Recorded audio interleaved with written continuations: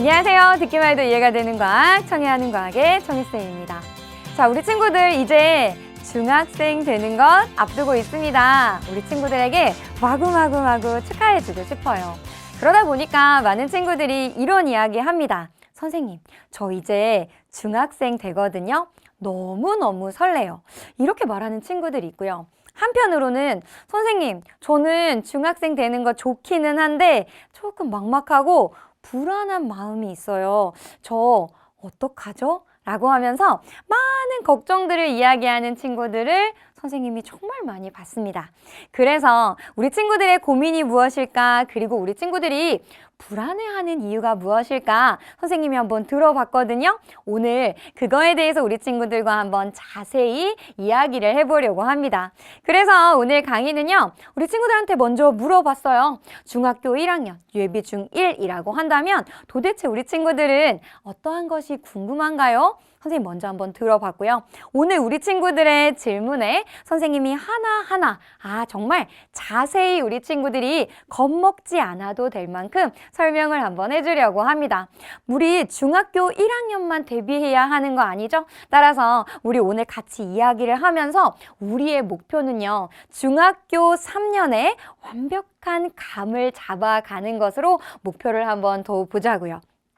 자, 그러면 선생님이요, 우리 친구들의 질문을 받았습니다. 얘를 조금 뭔가 목표별로 좀 나눠봤더니 몇 가지의 질문으로 추려지더라고요. 단연 가장 많은 질문이 있던 것이 바로 무엇이었냐면요. 선생님, 도대체 과학이라는 과목은요, 어떻게 공부해야 하는 건가요? 이런 질문이요, 정말 많았습니다. 근데 겉에서 보기에는 질문이 분명히 달라 보였는데 선생님 눈에는요, 같은 맥락의 질문처럼 보이는 것이 하나 있었거든요. 뭐였냐면 초등학교 교육 과정의 내용이 중학교 1학년에도 나온다는데 선생님, 저 복습하고 넘어가야 하는 내용이 있을까요? 라는 질문이었어요. 선생님, 공부법과 교육과정 묻는 거 좀 다른 질문 아닌가요? 라는 생각이 들 수 있는데, 그래서 선생님이 좀 자세히 우리 친구들한테 교육과정이라고 하는 것이 무엇이고 우리는 어떻게 공부를 하게 되는 것인지 설명을 한번 해주려고 합니다. 자, 먼저 우리 교육과정이라고 하는 것은요, 우리 친구들이 이제 중학생이 되면 1학년, 2학년, 3학년 우리 이렇게 공부할 겁니다. 그 과정을 설명하는 거예요. 근데 얘가 크게 두 가지로 좀 나눠질 수 있거든요. 얼핏 생각해보면 한 중학교 2학년 절반까지 또 그 나머지 이렇게 딱 두 개로 나눠질 것 같지만 그렇게 나눠지는 게 아니고요. 중학교 1학년 때까지의 시기, 그리고 중학교 2, 3학년으로 얘를 나누어 볼 수가 있습니다.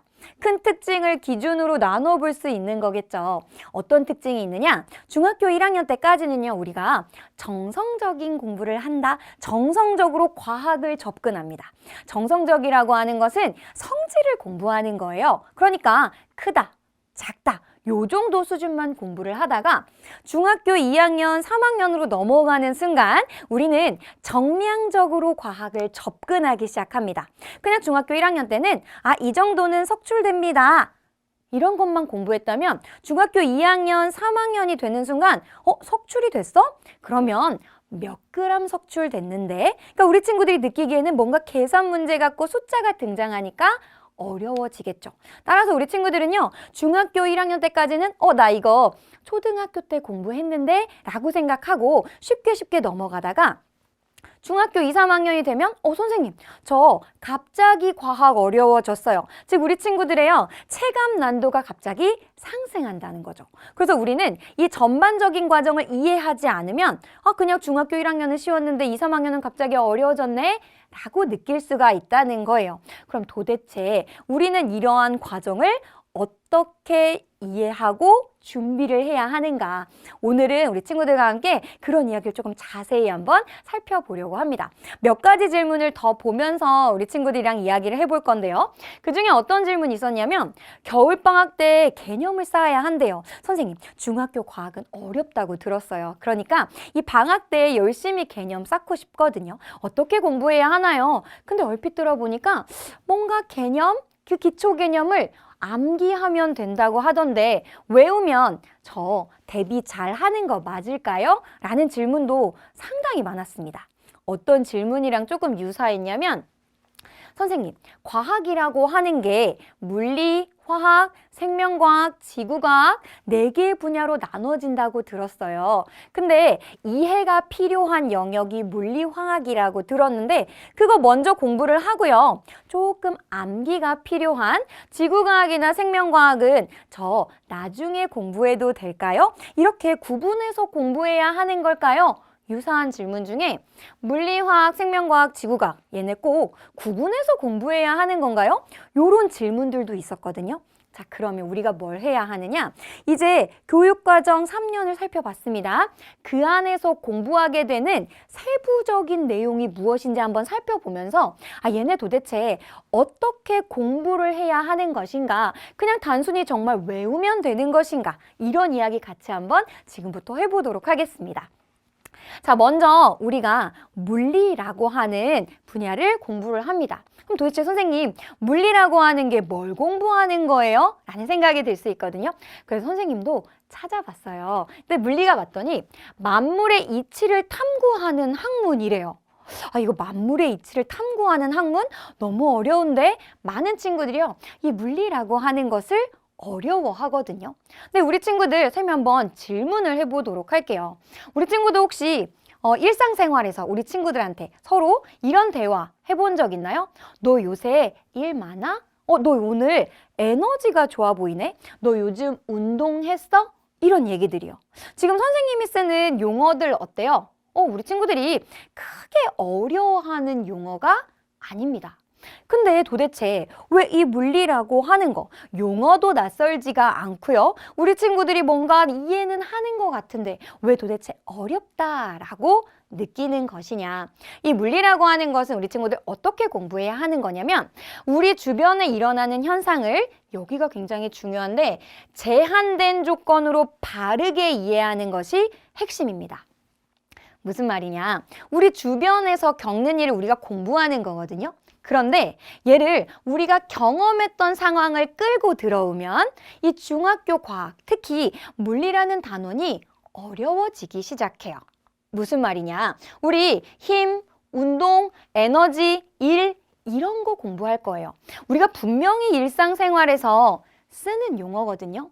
자, 힘이 뭡니까? 라고 하면 선생님, 우리가 평상시에 쓰는 그 힘, 그거 아니에요? 그러니까 우리 친구들이 익숙한 용어를 보다 보니까 나 이 용어 알지? 하고 넘어가는 거예요. 그리고 나서 문제를 풀려고 하니까 안 풀려요. 선생님, 저 분명히 물리 공부했거든요. 이해했거든요. 근데 문항은 안 풀려요. 라고 얘기하는 거죠. 근데 이 물리라는 것은 어떻게 공부해야 되느냐, 어떻게 하는 것이 이해하는 거냐면 과학에서 힘이라고 하는 거, 운동이라고 하는 거, 에너지라고 하는 거, 일이라고 하는 것을 어떻게 정의하느냐를 완전히 새롭게 이해하셔야 되는 거예요. 예를 들어 힘은 우리가 어떻게 정의하느냐, 어떤 물체를 봤더니 모양이 변하네, 혹은 운동 상태가 변하네, 너 힘 받았구나. 즉 힘이라고 하는 건요, 물체의 모양이나 운동 상태를 변화하게 하는 원인이에요. 우리 친구들이 평상시에 느끼던 그 힘이 아니고 제한된 정의를 올바르게 이해하고 그 조건 안에서만 문제를 풀어야 해석이 된다는 거예요. 즉, 이 물리라고 하는 건요, 내가 경험한 일상생활의 경험을 끌고 들어오는 것이 아니고 지금부터 우리가 공부하는 개념을 제한된 조건으로 바르게 이해하는 것이 핵심이다라고 보셔야 되는 거예요. 따라서 정확한 개념을 이해하는 것, 여기서의 이해는 얘네들 각각의 정의를 선생님이 쿡 찔렀을 때 선생님 힘은 변화하게 하는 원인이에요. 운동은요, 시간에 따라 그 물체의 위치가 달라지는 거예요. 이렇게 정의를 바로 이야기할 수 있어야 내가 이해한 거다라고 이해를 해주시면 되겠습니다. 자, 그럼 우리 그 다음 분야도 한번 가볼게요. 자, 그럼 화학이라고 하는 것은 무엇을 공부하는 거냐? 화학은요, 물질의 성질, 또 조성, 구조와 변화를 다루는 학문이래요. 그러니까 우리 주변에 있는 많은 이 물질들이 도대체 무엇일까? 이걸 공부하는 거거든요. 그러면 얘 역시 암기만 해서는 공부가 안 되겠죠. 이해를 해야 된다는 거예요. 그럼 도대체 선생님, 무엇을 이해해야 하나요? 얘는 어떻게 접근해야 하나요? 라고 생각해 보면 보이지 않는 세계를 이제는 바라볼 수 있어야 한다라고 보셔야 돼요. 선생님, 보이지 않는 세계를 바라본다는 게 무슨 말이에요? 우리 앞에서 어떤 질문이 우리 친구들이 있었냐면 선생님, 초등학교 교육과정 내용이 중학교 1학년에도 나온다던데 똑같은 내용을 공부하는 건가요? 그러면 저 복습하고 갈까요? 조금 더 가면요. 선생님, 이거 초등학교 때 배웠는데 왜 또 중학교 때 배워요? 이런 질문이 나올 수 있다는 거예요. 그거에 대해서 선생님이 답을 한번 줘보도록 할게요. 우리 초등학교 때 어떤 개념 공부했냐면 물이 끓어서 수증기가 됩니다. 이거 공부했어요. 초등학교 때는요, 이 똑같은 현상을 어떻게 공부하는 거냐면, 내 눈으로 관찰했더니 물이라고 하는 액체에 열을 가했더니 기체가 되더라. 표면적으로 보이는 걸 학습한 거예요. 근데 중학교 1학년이 되니까 물이 끓어 수증기가 됩니다. 선생님 또 나오던데요. 그래서 저 이미 아는 거라서 지나갔어요. 그렇게 공부하면 중학교 2학년, 3학년이 돼서는 과학, 특히 화학이 어려워진다는 거예요. 왜 똑같은 내용을 다시 배울까요? 우리 친구들이 정확히 알고 있어야 되는 건 똑같은 내용을요, 다시 배우는 게 아닙니다. 똑같은 현상을 배우되 다른 관점으로 배우는 거예요. 지금 무슨 말이냐? 초등학교 때는요, 액체에 열을 가했더니 기체가 되었습니다. 요거를 배우는 것이었다면 중학교 1학년답게 물이 끓어 수증기가 됩니다 라고 하는 것을 공부한다 라고 하는 것은 물, 액체예요. 액체는 그 안에 보이지 않지만 모든 물질은 입자로 되어 있고 입자의 배열이 이렇게 구성되어 있지. 거기에 가열, 열을 더해줬더니 입자들의 운동이 활발해졌네. 그것이 우리 눈에 보이는 현상은 수증기가 된 거야. 즉 우리 눈에 보이지 않는 입자의 변화를 바라볼 수 있는 관점이 생겨야 중학교 1학년답게 이 현상을 공부했다 라고 볼 수가 있는 거죠. 근데 이거에 대한 이해는 없이 똑같은 내용이네? 나 이 내용 알아. 왜 똑같은 걸 같이 배우지? 복습하고 가야 되나? 이렇게 이 교육과정을 바라보기 시작하면 이 과정을 우리 친구들이 입자의 관점으로 공부를 안 했어요. 근데 중학교 2학년, 3학년이 되면 드디어 이 입자의 이름에 대해서 공부하기 시작하거든요. 그러니까 갑자기 체감 난도가 확 올라가게 되는 거죠. 그러니까 우리 친구들은 그렇게 공부하면 안 되고 이거 똑같은 현상을 공부하는 건데 다른 관점으로 이제는 공부해야 돼. 보이지 않는 세계, 입자의 관점으로 이걸 내가 바라볼 수 있어야 돼 라고 인식을 해주시면 되겠습니다. 되셨죠? 그래서 이 핵심은요, 같은 현상을 입자의 관점에서 해석하려고 하는 노력이 우리 중학생에서는 필요하다 라고 보시면 되겠죠. 자, 그럼 그 다음도 볼게요. 우리 생명과학입니다. 이 생명과학은 뭐와 관련된 것을 공부하냐면 생명에 관계되어 있는 현상이나 생물의 여러 가지 기능을 연구하는 학문이에요. 그래서 우리 중학교 1학년에는요, 우리 주변에 아주 널려있는 우리도 속해 있는 생태계에 대해서 공부를 하고요. 중학교 2학년이 되면 식물은 어떻게 양분을 얻고 우리 에너지를 얻으면서 살아가는지, 또 동물은 어떻게 에너지를 얻으며 살아가게 되는지, 중학교 3학년이 되면요, 우린 도대체 어떻게 유전이라는 현상이 나타나는지, 우리는 어떻게 생식하는지 이런 것들을 공부하는 거죠. 상대적으로 우리 친구들이 이런 말 하는 사람 많습니다. 선생님, 저는 공부해 보니까요, 생명과학이 저 잘 맞아요. 근데 이런 말 하는 친구들이 많거든요. 근데 도대체 선생님이 왜 많은 친구들이 물리와 화학은 어려워하는데 생명과학은 조금 더 친근하게 우리 친구들이 잘 접근할까 봤더니 이건 과목이 가지고 있는 조금 특성인 것 같아요. 중학교 과학은 그렇게 난도가 높지 않습니다. 그러다 보니까 분명히 생명과학도 우리 친구들이 이해를 하고 암기를 해야 하는 부분이 있는데 중학교 과학 안에서는요, 암기를 해도 어느 정도 점수, 고득점을 맞는 데는 크게 어렵지가 않은 거예요. 그렇기 때문에 우리 친구들이 내가 그냥 암기했더니 점수가 잘 나오네, 생명과학이 나랑 잘 맞나 봐 라고 생각할 수가 있다는 거죠. 그럼 이 과목은 도대체 어떻게 접근해야 바르게 공부를 하는 건가 라고 본다면 용어를 역시 얘는 정확하게 아는 것이 핵심입니다. 얘네들은 생명과학은요, 중학교에서 정말 기초를 닦는 것이기 때문에 정확한 용어를 바른 개념으로 이해해야 한다는 거죠. 선생님이요, 한 단원에서 나오는 용어 몇 가지를 가져와 봤거든요. 한번 볼게요. 보니까 DNA, 유전자, 염색체, 염색사, 상동염색체, 상염색체, 성염색체, 이가염색체예요. 염색체라고 하는 것이 반복되면서 같아 보이기도 하고 달라 보이기도 하고 비슷하고 혼동되고, 그런데 이 생명과학의 핵심은 뭐냐? 얘네들의 용어를 정확하게 구분할 수 있어야 바른 공부다라고 보시는 거고, 사실상 이런 식의 공부법은 우리 친구들에게 조금 다소 익숙한 방법이다라고 보시면 돼요. 근데 여기서 알아야 하는 것은 이 공부법이 우리에게 익숙했기 때문에 생명과학이 좀 친근하게 느껴졌던 것이죠. 그럼 다시 얘기하면 다른 과목의 학습법도 익숙해진다면 그 과목들도 친근해질 수 있는 거다라고 보시면 되는 거예요. 되셨죠? 자, 그러면 마지막 우리 이제 지구과학을 볼게요. 지구과학은요, 지구를 대상으로 연구하는 학문이라고 보시면 되는 거예요. 앞에서 봤던 생명과학, 이 지구과학은 어디에서 시작된 학문이냐면 관찰에서 시작된 학문입니다. 그렇기 때문에 특별히 이 지구과학 같은 경우에는 핵심이 무엇이냐? 바로 이 시각 자료를 얼마나 내가 더 잘 해석할 수 있느냐, 이게 바로 핵심이거든요. 우리 1학년 때는요, 우리가 살고 있는 지구, 이 지구계라고 하는 것에 대해서 공부를 합니다. 중학교 2학년이 되면 우리 친구들이 굉장히 재밌어하는 태양계를 공부를 하죠. 그리고 중학교 3학년이 되면 굉장히 아름다운 외권, 우주에 대한 이야기도 함께 하게 되거든요. 그럼 도대체 이 지구과학을 제대로 바르게 공부한다라고 하려면 우리 친구들이 어떻게 접근해야 하냐면, 어떤 그림이 제시가 되었어요. 이 그림과 내가 이해한 내용을 맞춰볼 수 있어야 되는 거예요. 그냥 단순히 달달달 암기한다고 해서 내가 시각 자료를 해석할 수 있는 거 아니거든요.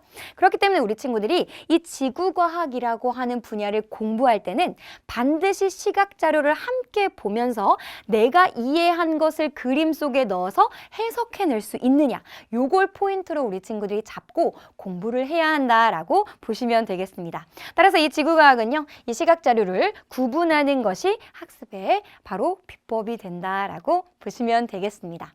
자, 그러면 우리가 지금까지 봤던 다양한 질문들을 좀 다시 한번 살펴볼게요. 선생님, 과학은 어떻게 공부해야 하는 건가요? 지금 선생님이 세부적으로 나눠서 이게 조금 접근법이 달라야 합니다. 물리는 물리대로, 화학은 화학대로, 생명과학은 생명과학대로, 지구과학은 지구과학대로, 얘네 포인트가 조금씩 다릅니다. 그 방법으로 우리 친구들은 공부를 해줘야 되는 거죠. 두 번째도 보면 초등교육과정 내용이 중학교 1학년 때도 나온다는데 복습하고 넘어가야 하나요? 당연히 모든 학습의 기초는 복습입니다. 그러나 같은 방법으로 똑같은 내용을 공부하는 것이 아니라고 했었어요. 같은 현상을 우리 친구들이 낯설지 않도록 같은 현상을 공부하는 것이지, 바라보고 있는 관점이 중학생이 되면서는 달라지는 것이다. 그걸 반드시 우리 친구들 잘 이해를 해줬으면 좋겠습니다.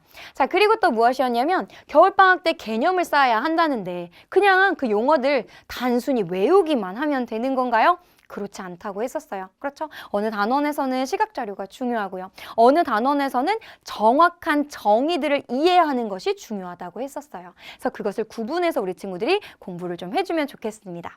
이해가 필요한 물리, 화학 먼저 공부하고 암기가 필요한 지구과학, 생명과학 나중에 하면 되는 걸까요? 그렇지 않죠. 골고루 우리 친구들이 하나하나 학습을 해주셔야 되는 거고, 이 부분을 조금 잘 이해하셔야 되는데, 얘네들의 접근법이 다른 건 맞아요. 그러나 얘네들을 모두 다 구분해서 우리가 공부해야 하느냐? 그런 건 아니거든요. 중학교 과학도 그렇고 우리 친구들이 이제 고등학교에 나중에 가게 될 때도 얘네들이 이제 통합과학이라고 해서 요즘은 융합, 점점점 이런 합쳐지는 것이 날로 중요해지고 있거든요. 그래서 물리, 화학 이렇게 다 딱딱 구분해서 우리 친구들이 공부하기보다는 접근법은, 학습법은 그렇게 익혀두되 융합적인 사고를 할 수 있게끔 우리 친구들이 공부하는 것이 중요하겠습니다.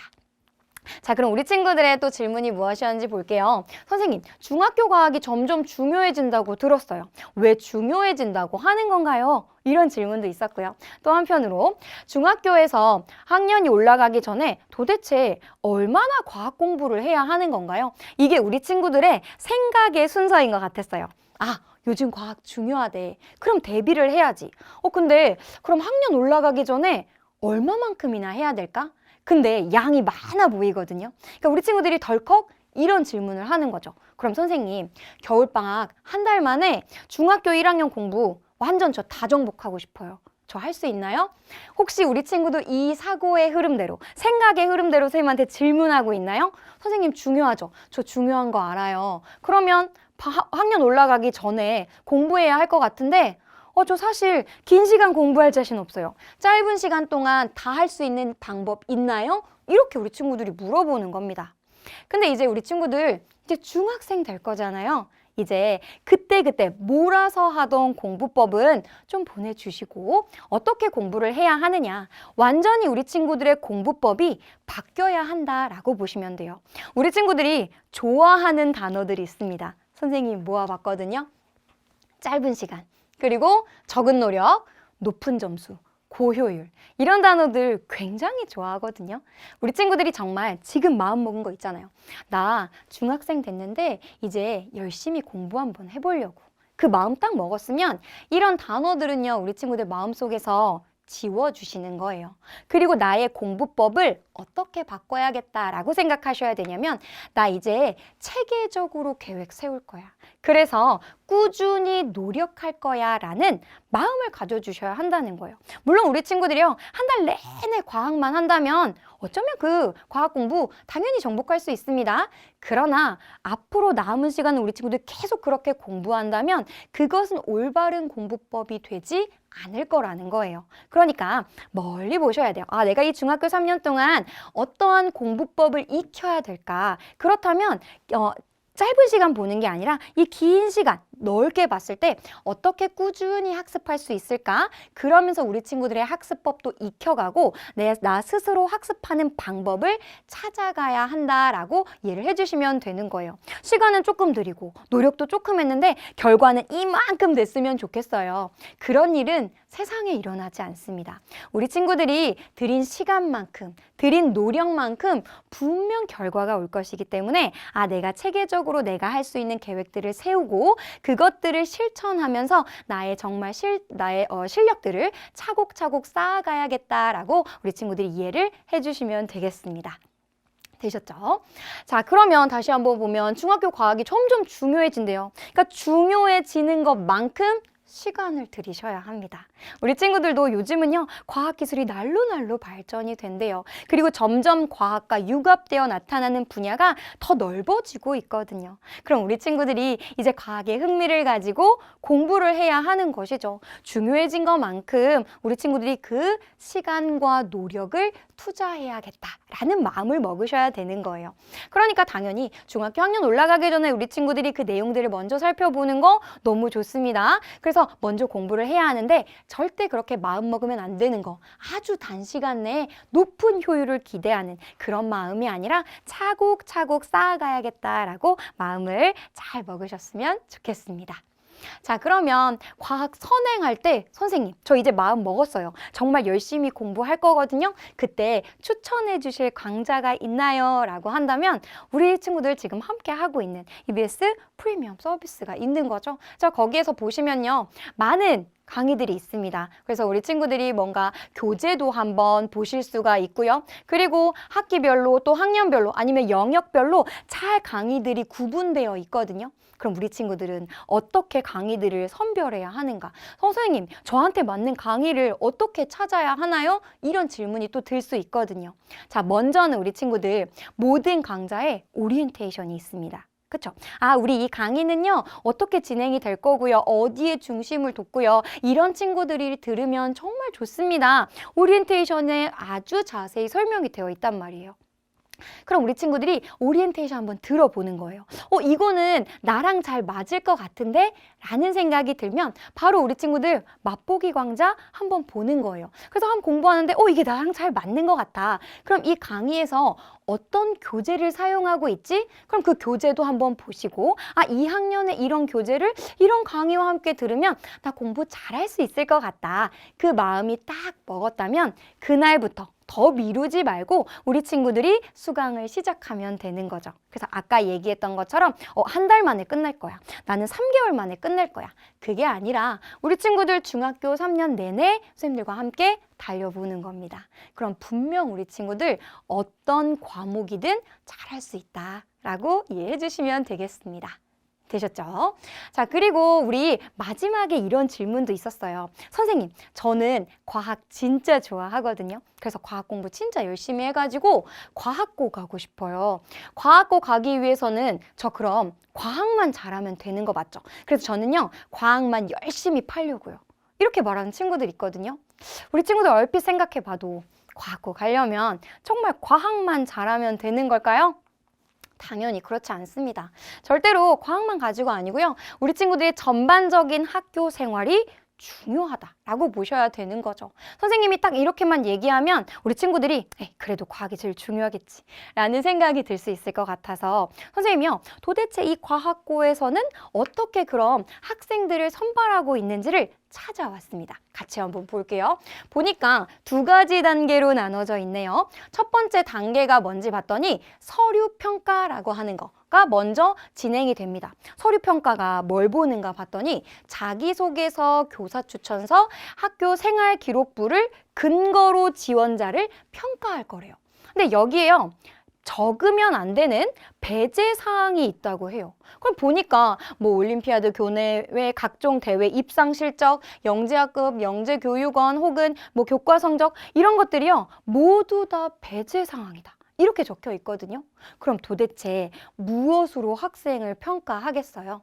그렇죠. 당연히 그 안에 자기소개서에 넣을 수 있는 내용은 우리 친구들이 학교에서 얼마나 유의미한 활동을 통해서 기록하고 성장했는가 그것을 보는 거고요. 그리고 교사 추천서에서 이 학생이 학교 생활에서 선생님이 보기에 얼마나 이런 것들을 열심히 했는가 또 그 기록이 생활기록부에 남아있는가 그 일관성을 보는 것이다 라고 이해를 해주셔야 된다는 거예요. 그렇기 때문에 전반적인 학교 생활이 중요해지는 거죠. 자, 이렇게 서류평가하고 나면요. 그럼 선생님 거기다 그냥 좋은 얘기 쓰면 되는 거 아닌가요? 이런 생각 들 수 있는데 그걸 방지하고자 2번째 바로 출석 면담이 있습니다. 자기소개서에 적혀 있고 교사 추천서에 적혀 있고 생활기록부에도 있는데 그냥 그거 딱 됐다 이렇게가 아니라 그럼 그 내용 확인하러 바로 학교로 온다는 거예요. 그래서 서류의 진정성을 검증하고 확인하는 작업이 있기 때문에 우리 친구들이 정말 과거 가고 싶습니다 라고 한다면 중학교 3년의 생활을 알차게 해야 하는 거죠. 이렇게 1단계가 끝나게 되고요. 그럼 2단계는 바로 소집 면접을 하게 되는데요. 이때 역시 중학교 교육과정에 충실한 그런 문제들, 창의력, 인성 혹은 잠재력 등을 종합적으로 평가할 수 있는 열린 문항의 형태의 면접을 실시하기 때문에 우리 친구들은 난 과학만 공부해서 과학고 갈 거야. 이런 생각은 어렵다라고 이해를 해주시면 되겠습니다. 되셨죠? 자, 이렇게요. 오늘 그래서 이렇게 다 하고 나면 이제 우리 친구들 1단계와 또 소집 면접의 결과를 통합적으로 평가해서 과학고 학생을 선발하게 되는 거다라고 이해를 해주시면 되겠습니다. 자, 이렇게 하면 우리 친구들 오늘 중학교 생활을 앞두고 이 불안한 마음에 우리 친구들이 어떠한 궁금증이 있는지 또 어떠한 질문들이 있는지 선생님 들어보고 절대 불안해할 필요 없습니다. 너무 걱정할 필요 없어요. 지금부터 열심히 하면 됩니다. 용기를 주기 위해서 우리 친구들 이렇게 만났는데요. 지금 이 설레는 마음도 있잖아요. 나 이제 중학교 가는데 나 중학생 되는데 그 설레는 마음에 조금 더 넓게 보면서 체계적인 계획을 실천할 수 있는 노력과 함께 간다면 우리 친구들이 지금 가지고 있는 꿈들 있죠? 그 꿈이 분명히 이루어질 거다 라고 선생님은 믿어 의심치 않고요. 그렇게 뚜벅뚜벅 걸어갈 우리 친구들을 선생님은 마음껏 응원하도록 하겠습니다. 그래서 우리 친구들의 앞으로 이 중학교 생활이 항상 즐거운 일들만 가득하기를 바라겠습니다. 오늘은 우리 친구들과 함께 선생님이요. 과학 무엇이든 물어봐 라는 시간 같이 가졌고요. 다음 시간에는 이제 사회 역사 무엇이든 물어봐 시간으로 이어가도록 하겠습니다. 오늘은요, 우리 친구들과 함께 이 중학교 예비 중1과 함께 그 궁금증을 해소했던 듣기만 해도 이해가 되는 과학, 청해하는 과학의 청해쌤이었습니다. 우리 또 다음 기회에 만나도록 할게요.